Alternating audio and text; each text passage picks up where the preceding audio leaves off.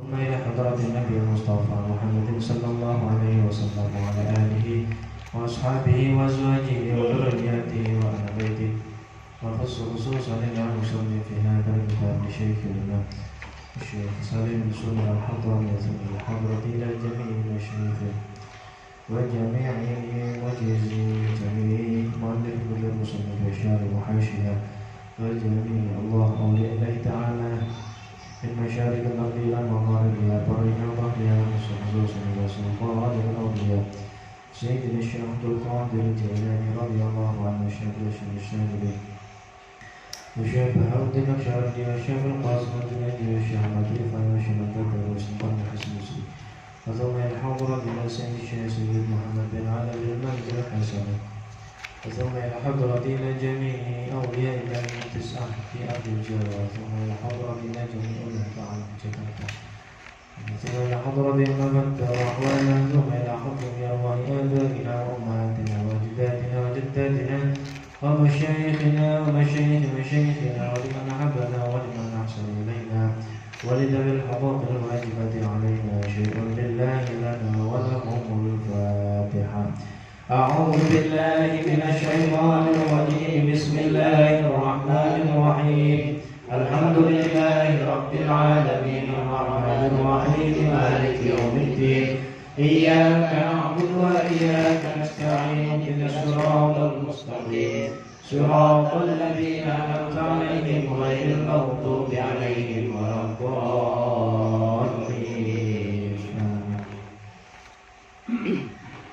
بسم الله الرحمن الرحيم.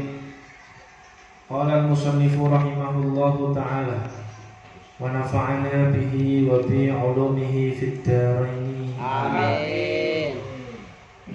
بسم الله الرحمن الرحيم. فصل syurutul qudwati. Fasal menjelaskan tentang syarat-syarat bermakmum. Jadi dalam bermakmum, qudwah itu artinya anut. Jadi menjadikan diri berposisi menjadi makmum.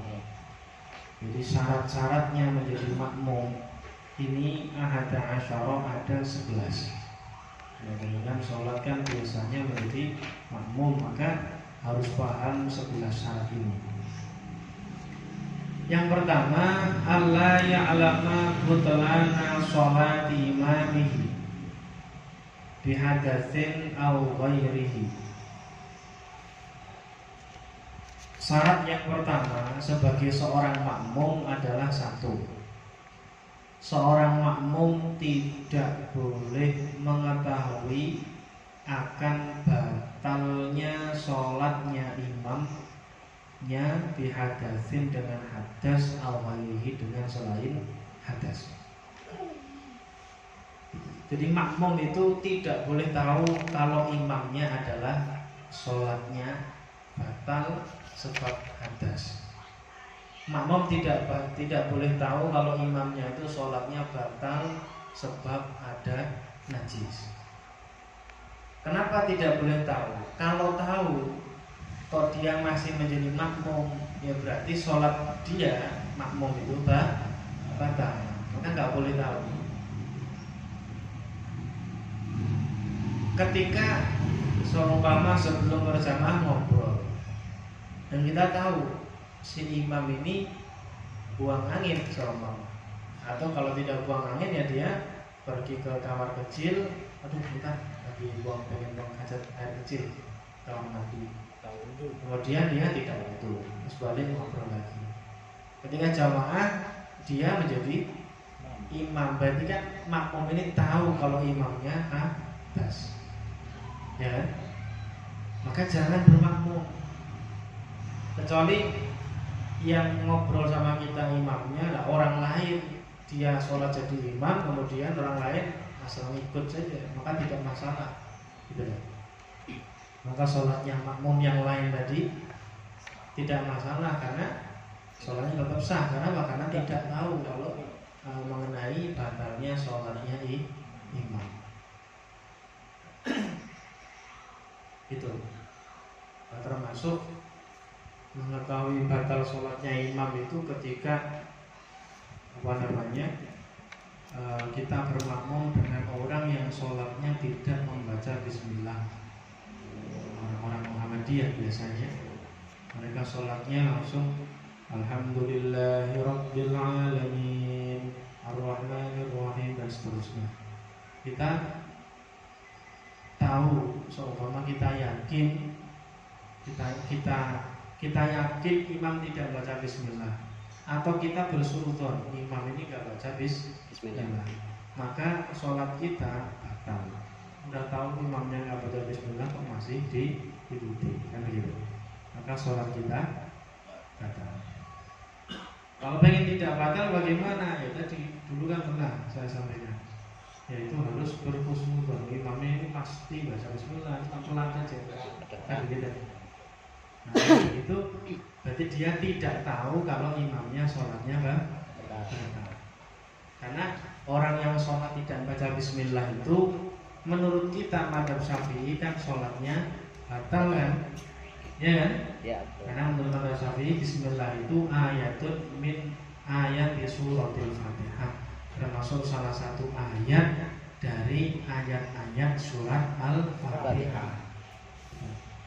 Dan kalau madzhab Maliki, Hanafi tidak wajib baca bismillah, nah itu beda urusan. Gitu ya. Kalau kita bermakmum dengan mereka, maka harus husnudzon. Husnudzon pun itu ada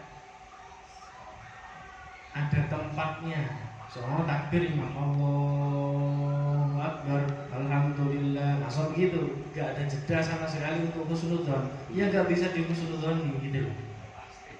Pasti gak boleh bismillah ini. Ini husnudzon itu ada sesuatu yang bisa menjadikan kita husnudzon. Diam dulu. Nah, ini baca bismillah ini. Kalau takbir langsung alhamdulillah, ini gak bisa husnudzon gitu. Ini pasti gak bisa bismillah. Kalau gak baca bismillah pasti. Berarti jangan bermakmum dengan orang tadi. Bikin jamaah sendiri. Ya maksudnya jangan bikin jamaah sendiri tandingan di tempat itu. Maksudnya tunggu dulu sampai imamnya ini sholatnya selesai, baru kita bikin jamaah lagi sendiri. Bahkan kalau kita terlambat jamaah, ini udah rakaat akhir kita tahiyat, lebih baik mana? Kita berjamaah langsung takbir duduk bareng imam, atau bikin jamaah sendiri? Lebih baik bikin jamaah sendiri, tapi nunggu dulu imamnya selesai. Nunggu dulu imam selesai, biarin kita nggak jamaah dulu biar selesai, baru kita jamaah sama orang lain sendiri. Itu lebih afdol daripada sampean jamaahnya cuma dapat tahiyatnya saja. Paham ya? Paham. Jadi syarat yang pertama seorang makmum adalah tidak boleh tahu bahwasanya imam ini sholatnya batal sebab hadas atau yang lain. Hadas tadi hadas kecil ya kan, dengan buang angin atau buang air kecil atau buang air besar, atau sebab yang lain seperti di bajunya atau di pecinya ada najis atau ada darah. Itu yang pertama. Yang kedua, wa alla ya'taqida wujuba qada'iha 'alaihi.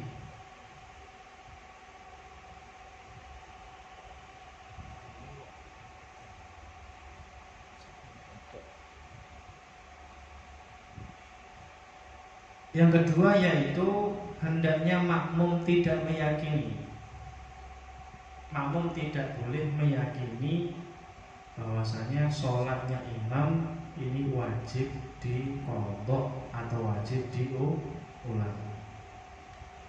Kalau kita meyakini imamnya sholatnya wajib diulang, ya berarti sholat kita tuh batal, nggak sah menjadi makmum. Kenapa? Karena mungkin ketika sholat imamnya melakukan gerakan 3 kali yang berturut-turut, yang gerakan itu bukan gerakan ringan, gerakan yang berat, seperti gatal. Nah di sini modelnya begini 3 kali, ya kan? Nah ini imamnya wajib diulang ini sholatnya, masih diikuti, batal juga sholatnya. Gitu ya? Paham ya? Makmum tidak boleh meyakini imamnya ini sholatnya tidak diulang. makmum tidak boleh meyakini bahwasanya sholatnya imam ini wajib diulang. Sampai sini paham? Makmum tidak boleh meyakini bahwasanya sholatnya imam ini wajib diulang. Paham ya? Paham. Masih loading. Maksudnya paham, cuman kadang-kadang lebih aman nggak tahu. Ya tadi contohnya imamnya mulai kita sholat jamaah, kita pas ternyata nggak jauh dari imam, dan imam yang melakukan gerakan-gerakan yang berat 3 kali berturut-turut, berarti kan makmumnya gerendel artinya. Wah, ini imamnya wajib diulang sholatnya. Nah kalau begitu, berarti sholat dia pun batal. Itu ya. Kalau mau yang lain bagaimana? Yang nggak tahu ya nggak masalah, nggak tahu. Namanya orang nggak tahu ya kan? Yang tahu aja. Tahu wajib ulang. Iya. Enak mana? Enak nggak tahu apa yang tahu? Enak Tahu. Hah? Tahu lah. Enak yang tahu atau beda? Allah itu Kualitas membedakan. ilmunya. Iya. Hal yastawil ladina ya'lamuna wal ladina la ya'lamun, apakah sama? Orang yang tahu dan yang tidak tahu beda. Tetap beda. Tetap enakan yang tahu.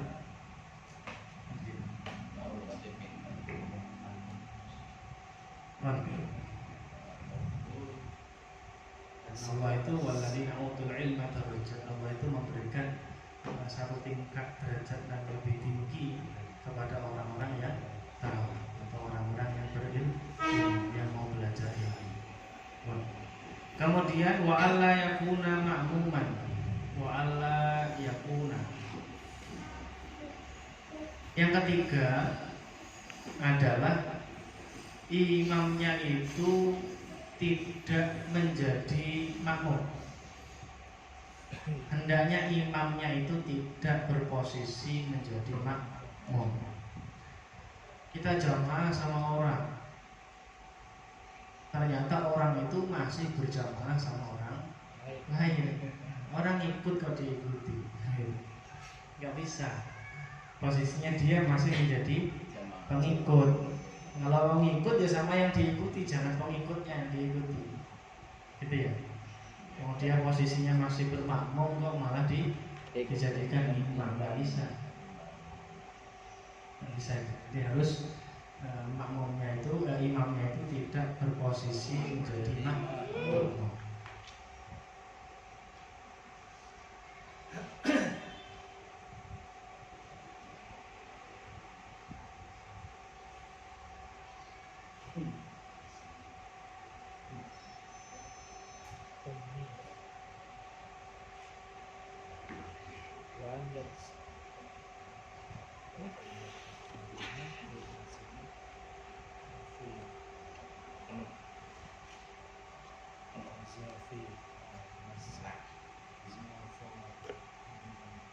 Umpama kita melihat ada 2 orang laki-laki yang sedang berjamaah dan posisinya sebaris, sejajar. Maka boleh nggak kita ini bermakmum pada salah satunya? Tidak boleh. Kecuali sampai kita ini ijtihad, mengijtihadi bahwasanya mana yang makmum, mana yang imam. Selama mengistihati, oh ini yang lebih dewasa, ini yang masih muda, biasanya ya yang muda ini makmum, gitu. Maka istihad ke sana. Atau istihad dengan dasar seumpama, oh ini yang dikenal ustaz, yang ini nggak dikenal orang biasa. Jadi kita makmum pada yang dikenal ustaz tadi, nggak apa-apa. Tapi kalau seumpama ternyata ustaznya itu yang menjadi makmum, ya, maka ya sholatnya wajib diulang. Ternyata ijtihadnya salah dan sholatnya wajib diulang. Tapi kalau ijtihadnya benar, ya nggak masalah. Dia dia beristihad, itulah yang menjadikan dia boleh bermakmum dengan dia, kan begitu. Tapi kalau ijtihadnya salah, ya wajib diulang. Tapi kalau ijtihadnya benar, ya sudah, berarti sholatnya sah, gitu ya. Kemudian wala ummiyah, syaratnya bermakmum itu kita tidak boleh bermakmum dengan imam yang bisu atau ummiyan. Ummi itu ala yakuna imamul qari ummiyah. Bacanya salah. Salah. Kanjeng Nabi itu kan ummi, an-nabiyyin ummi. Bacaannya banyak salah begitu ya? Hah? Iya. Iya kan? Kalau di sini keterangannya begini. Bacaannya Benar. orang Percaya dengan Al-Quran ya, tapi orang yang rakyat bacaannya ummi. sholatnya salah. Umum mengenai Sholat. sholat kan itu. Kurang ilmu itu pun ketahuan dengan bacaan-bacaannya, dengan apa namanya, yang panjang malah dipendekin, yang pendek malah dipanjangin, begitu. Yang nggak ada tasdid malah dikasih, yang tasdid malah nggak ada. Nah, ini kan jelas ini ummi berarti ya. Maka tidak boleh bermakmum dengan orang tersebut. Kita tidak boleh mengikutinya jika dia punya kesempatan untuk belajar, tapi nggak mau belajar, gitu ya. Kemudian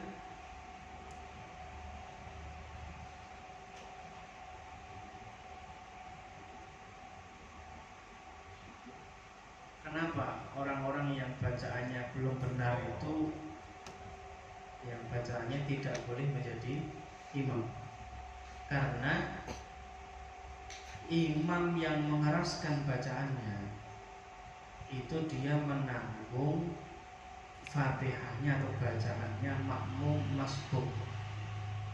Kalau kita posisi makmum masbuk, imam baca Fatihah, baca surat, kemudian rukuk, ya kan? Kemudian ketika imam baca akhir-akhir surat itu kita takbiratul ihram. Ketika imam rukuk kan kita langsung rukuk karena masbuk kan. Iya. Kita tidak perlu baca Fatihah dan sudah dihitung 1 rakaat jika kita bisa rukuk itu makna bersama imam. Itu kenapa kita sudah dapat 1 rakaat? Karena Fatihah kita yang wajib dibaca itu sudah ditanggung oleh imam. Bagaimana imam mau menanggung Fatihah makmum kalau bacanya sendiri masih salah? Makanya tidak bisa imam yang ummi itu dijadikan imam. Kemudian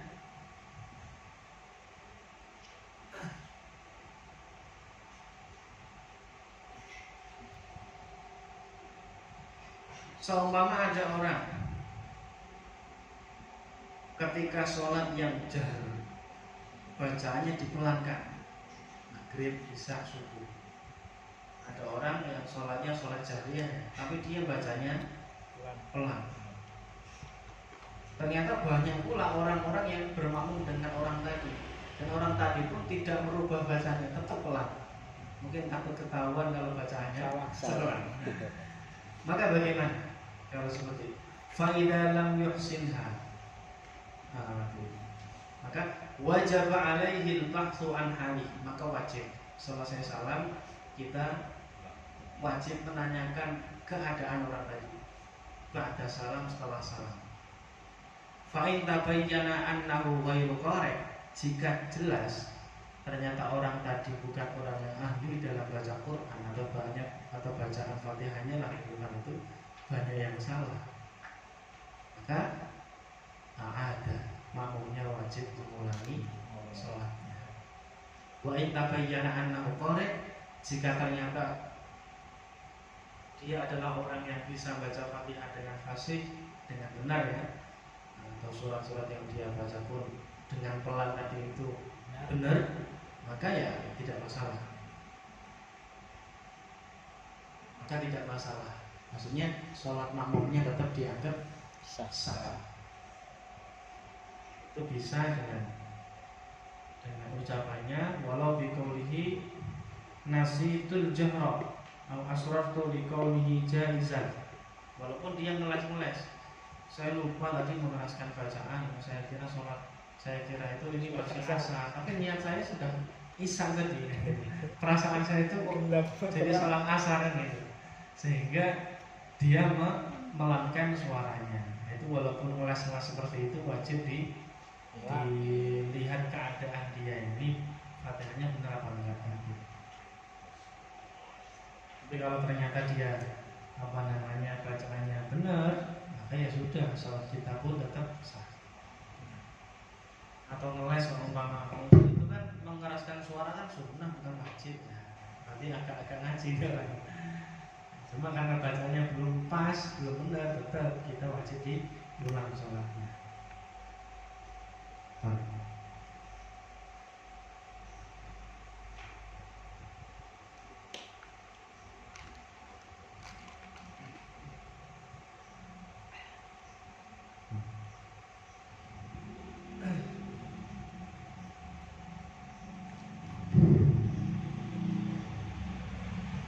Kemudian orang ummi bermakmum dengan orang ummi itu pun tidak boleh ketika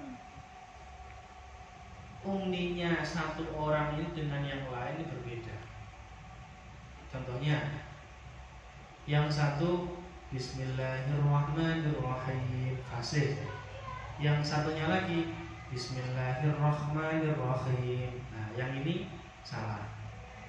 Kemudian yang satu yang fasih tadi ketika baca alhamdulillahirabbil alamin, yang satunya yang enggak fasih khim tadi itu alhamdulillahirabbil alamin fasih. Berarti kan umminya itu tidak sama orang ini. Maka yang ini tidak boleh bermakmum sama orang ini, yang A enggak boleh mau sama B, yang B pun tidak boleh bermakmum dengan A. Paham ini? Kecuali sama nih orangnya, sama-sama alhamdulillah, sama-sama alhamdulillahnya, rohimnya sama-sama rohimnya sama, begitu boleh. Tapi kalau kualitasnya masing-masing ayat itu berbeda-beda, maka nggak bisa.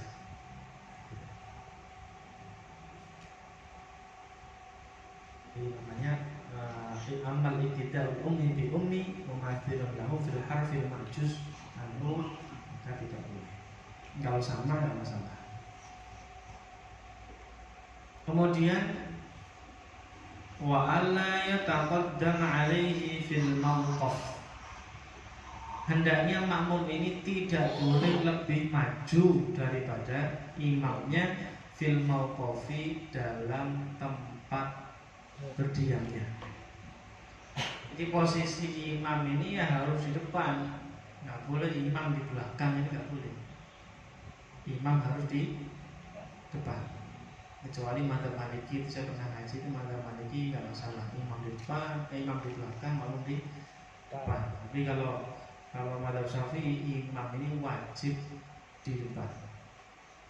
Maksudnya harus lebih maju lah, tidak kalau lebih di depan, maksudnya enggak. Sejajar pun nggak masalah, tapi makmumnya agak ke belakang itu. Yang jadi ukuran apanya? Tungkaknya. Yang jadi ukuran itu tungkak, tahu tungkaknya? Tumit. Itu tumit namanya. Bawahnya tumit. Yang jadi ukuran itu tungkaknya itu. Kalau ada orang kakinya panjang tapi tungkaknya kan di belakang kan, dan dia posisinya menjadi imamnya di depan, walaupun ujung depan kakinya imam itu masih di belakang ujung kakinya makmum. Tapi kalau tungkaknya masih belakangan makmum tidak masalah. Yang masalah nanti takutnya kalau pas sujud ya kan ngangkat, itu pasti lebih maju makmum, tungkaknya itu batal. Ya kan, karena lebih panjang dia. Jadi posisi dia tidak boleh lebih maju daripada imam.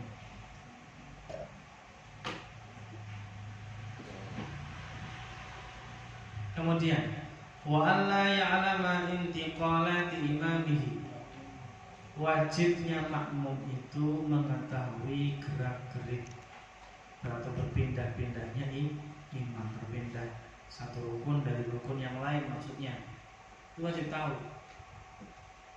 Oh imam di ruku, oh imam ini gitu, oh imam ini sujud, ketahuan sama makmum.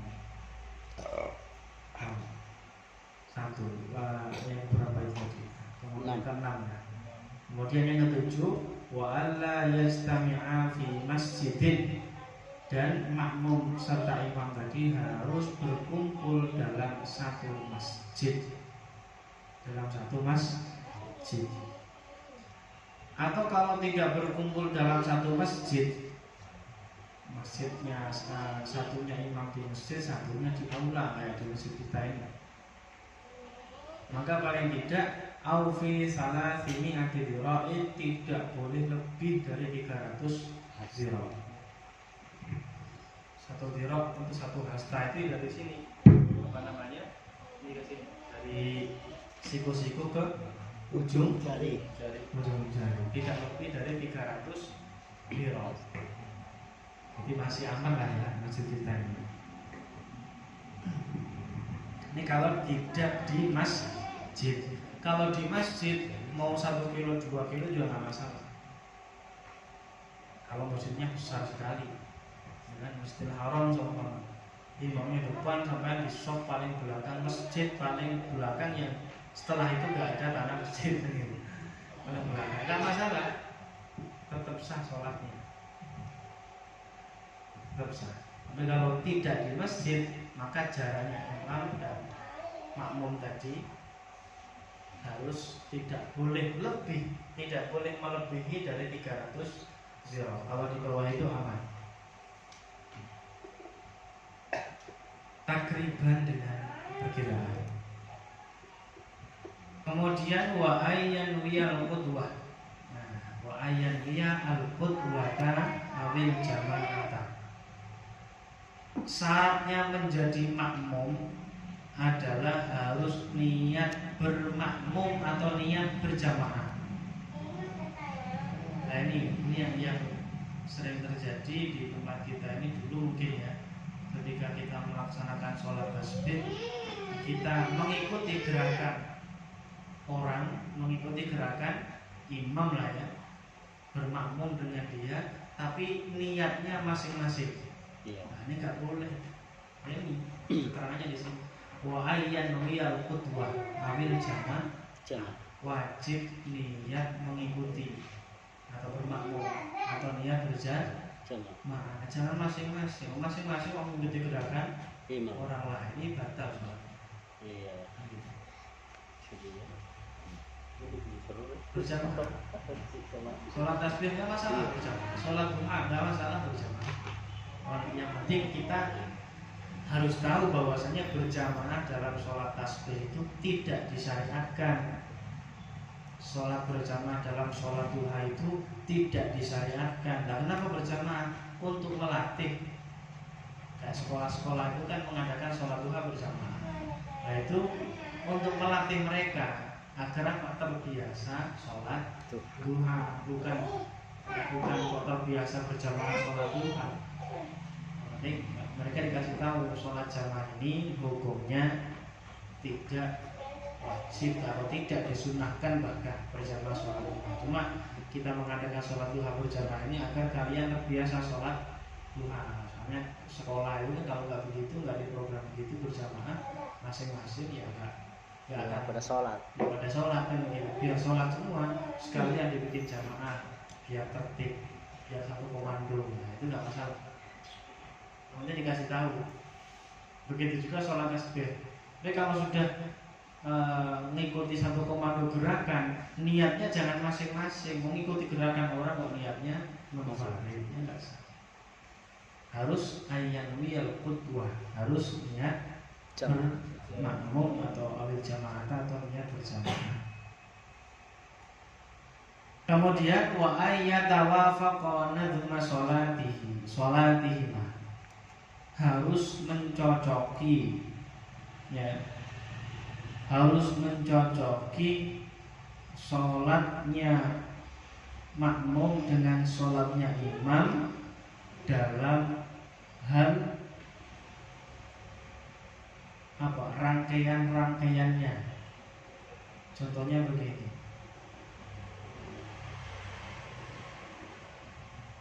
sholat kita sholat zuhur bermakmum dengan orang yang sholat gerhana, itu kan nazam sholatnya Pak, model model runtutan sholatnya kan nggak cocok di situ.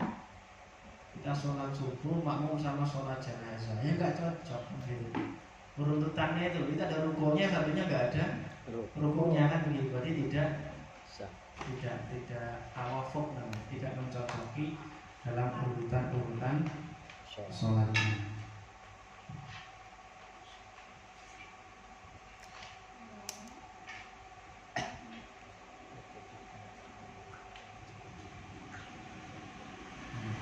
Wala yadurru ikhtilafu niyyatil imami wal ma'mum li adami fahsyil mukhalafati fihi. Dan tidak masalah jika perbedaan niatnya imam dan makmum, tidak masalah. Kalau hanya berbeda niat saja, tapi runtutan sholatnya sama, tidak masalah. Maka fayasihu ibtida'ul muftardi bil mutanaffil wal muaddi bil qada'. Gitu. Maka boleh sholatnya orang yang sholat wajib bermakmum dengan orang yang sholat sunnah, walaupun hukumnya khilaful aula, kurang utama. Jadi kita nyampe masjid, waduh udah selesai jamaah, udahlah sekalian ikut wiridan dulu. Nanti orang sholat sunnah kita berjamaah sama dia, nggak masalah. Itu namanya iktida'ul muftarid bil mutanaffil di sini, nggak masalah. Wal muaddi bil qadha, atau sholatnya orang yang di dalam waktu sholat zuhur, ya di waktu zuhur, dengan orang yang sholat qadha zuhur. Kemarin belum sholat zuhur sama dia qadha. Itu kan hanya niatnya saja berarti yang berbeda. Masalah bukan sholatnya kan nggak masalah. Atau dia untuk sholat asar kemarin yang dia belum melakukan, nggak masalah. Gerakannya sama. Nah, yang penting gerakannya sama.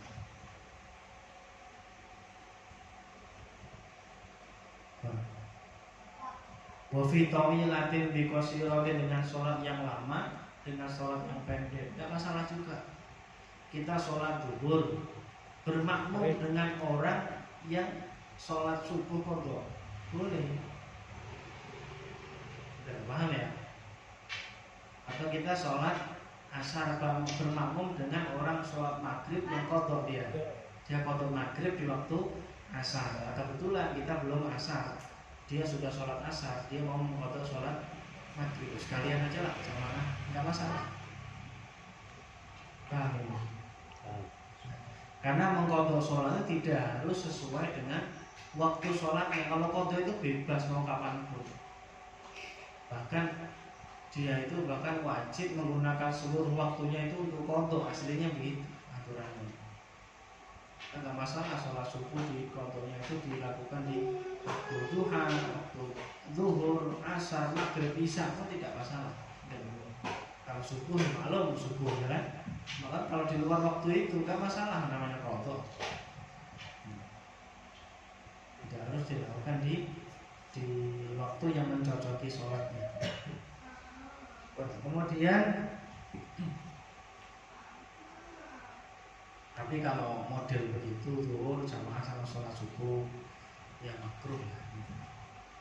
Wa ma'adzalika walaupun makruh, wa ma'adzalika tahsilu fadilatil jamaah, tetap dapat fadilahnya jamaah. Ini pentingnya jamaah di situ. Pentingnya fadilah jamaah. 27 sampai sholat sunnah atau sholat wajib yang berkali-kali pun tidak akan menyamai dengan 27 fadilah jamaah. Karena pernah terjadi di zaman ulama atau zaman sahabat, ada orang ketinggalan jamaah kemudian dia sholat sampai 100 kali apa 27 kali gitu.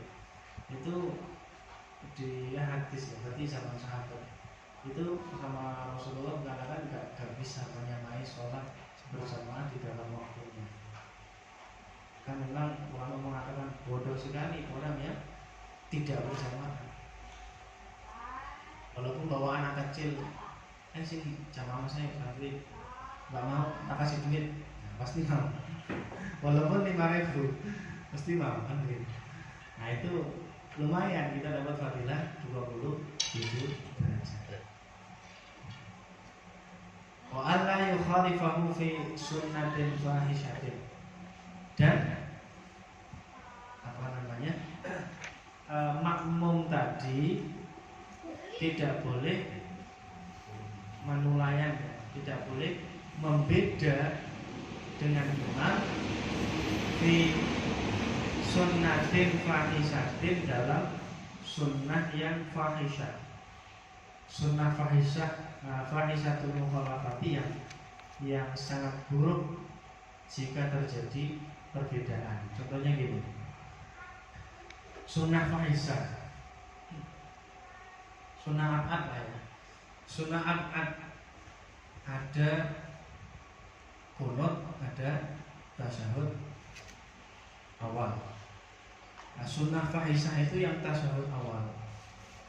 Ketika imam tidak tahiyat awal, kok makmumnya tetap membaca tahiyat awal, maka ini membedanya sangat kelihatan sekali. Berarti dia mukhalafah sunnah fi sunnatin fahishatul mukhalafah. Itu yang sangat kelihatan mencolok lah. Fahisah itu maksudnya mencolok. Jadi membedanya itu mencolok sekali. Imamnya berdiri enggak tahiyat awal, kok imamnya atau makmumnya tahiyat awal, ini mencolok sekali perbedaannya.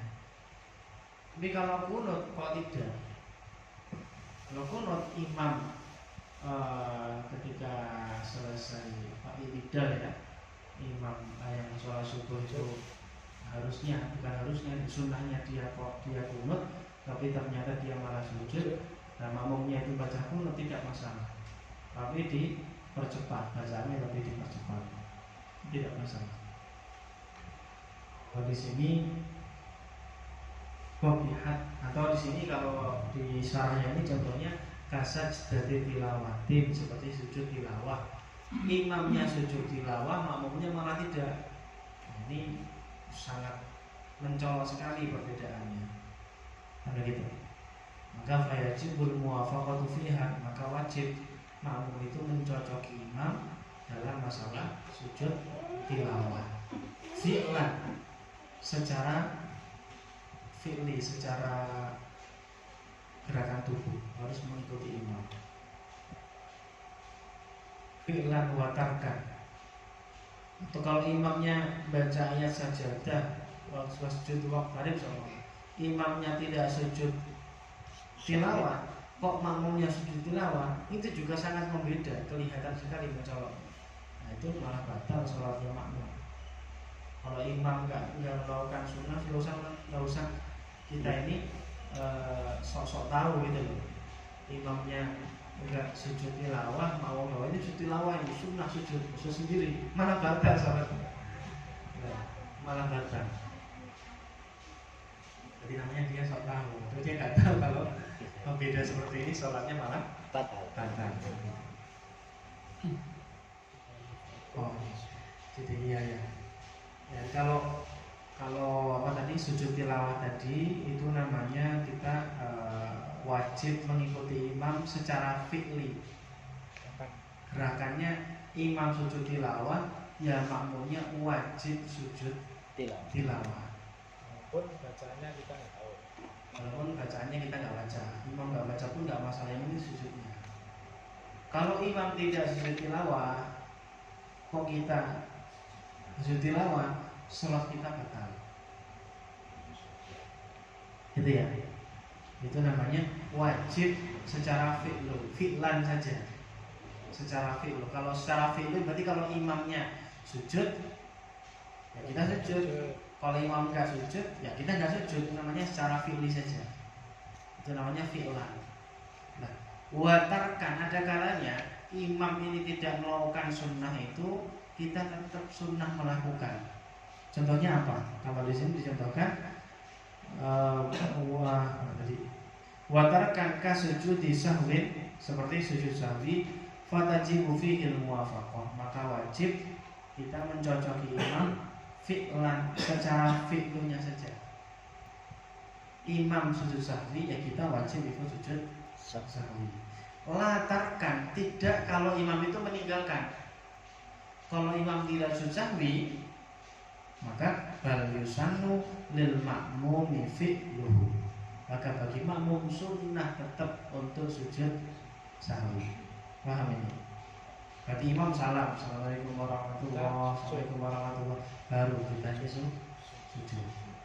Paham ini? Selesai. Hanya imam tidak tahiyat awal seumpama, kemudian Kita ragu. sujud sahwi pun juga tidak, maka kita sunnah untuk sujud sahwi sendiri, tapi melakukannya nunggu selesai imam salam. Makanya fi'lan la tarkan.